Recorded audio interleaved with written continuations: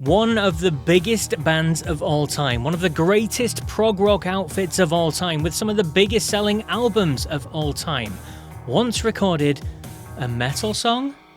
Kind of. It's been described as proto-metal, it could be proto-punk, some have said proto-grunge, but whatever you call it, it certainly doesn't sound like Pink Floyd. It's 1969, the Beatles are on the verge of breaking up, Led Zeppelin are beginning to explode across the globe, The Who are about to break through with Tommy, and Black Sabbath are just around the corner. Pink Floyd? They're in transition. Syd Barrett, their original visionary, has gone. The band are searching for a new identity, experimenting with soundtracks, long improvisations, and early hints of prog rock. Most people think of Floyd at this point as spacey, psychedelic, avant-garde. Their trippy soundscapes are saucerful of secrets. But right there, in 1969, buried on the soundtrack to a French art house movie, sits a song that doesn't just buck the trend, it tears it up completely. A song so raw, so heavy that people have described it as proto-metal, proto-punk, even proto-grunge. A song that Pink Floyd themselves never played live. And today on Spotify it's ranked way down at 176th place in their catalogue. Fans that know the song tend to love it, but it's true that many more have never heard it. It does stick out in the band's catalogue like a sore thumb, and that's the reason why I'm highlighting it today.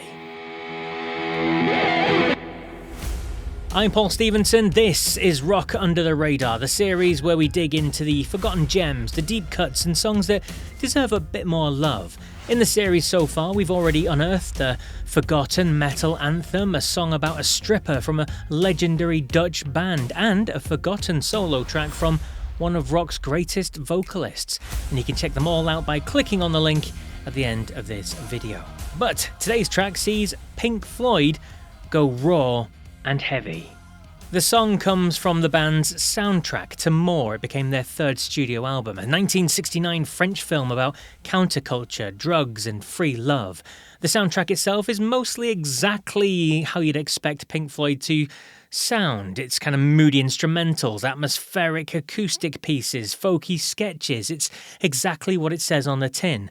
Pink Floyd doing background music for a movie. It's not a statement album, it's not Dark Side of the Moon per se, but it did okay. I mean, it went top 10 in the UK, it was certified gold as well for sales in France. The album opener was Cirrus Minor, with a feel that would become a signature Floyd sound. It has a bird song to open the track, it features no drums, it has a hallucinogenic, pastoral quality to it. However, after 5 minutes of a dream-like hazy state, the album punches you square in the face. Track 2 hits, and suddenly the whole vibe changes. Instead of dreamy textures, you get slammed with a fuzzed-out riff, thunderous drumming, and vocals that don't float. They scream. Brutal, powerful, very unlike Pink Floyd. It's like stumbling across a completely different band. Take Gilmour's vocals off and you'd never know it was them. The track? Well, it's called The Nile Song.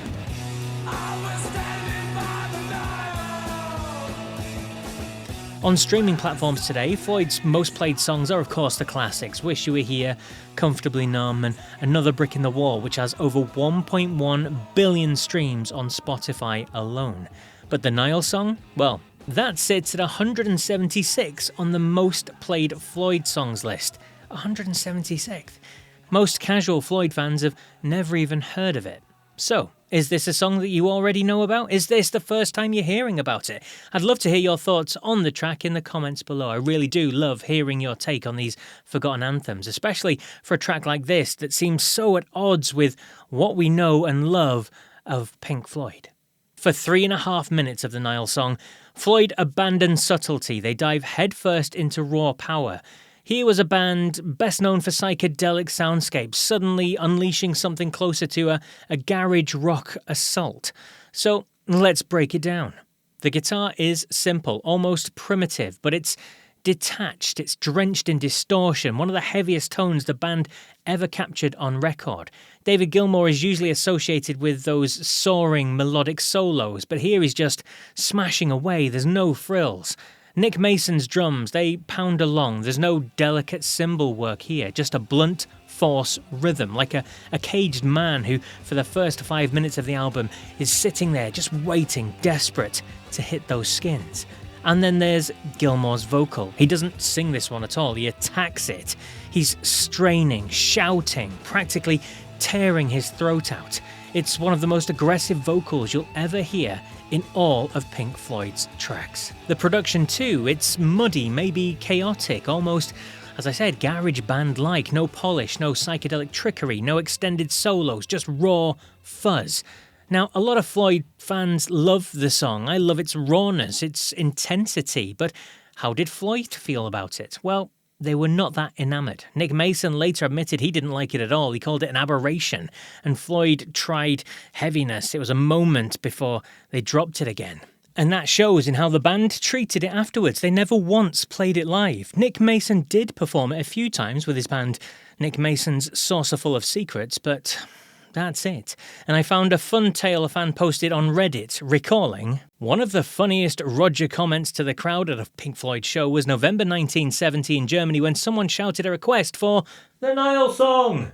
Waters replied, okay, fine, wonderful, good, great, terrific, wonderful, the Nile song, yes.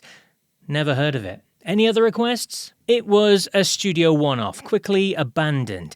But I do have to say there was another song on that album, More, that does kind of sound a little bit similar. It's called Ibiza Bar. It has that similar feeling, although a little more restrained. It's a rocker but not as heavy as the Nile song is. And for me, that's why it's so under the radar.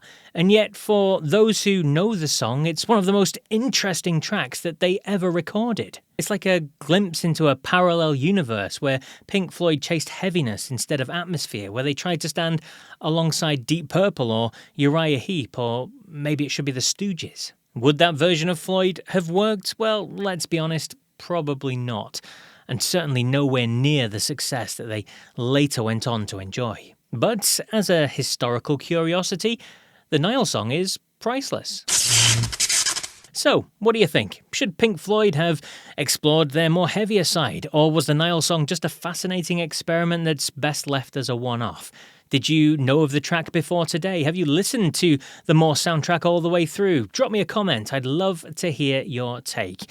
And if you enjoyed this episode, hit subscribe. I've got interviews with hundreds of classic rock legends on here, plus more episodes from Rock Under the Radar, shining a light on songs that deserve that little bit more love. So, until next time, take care.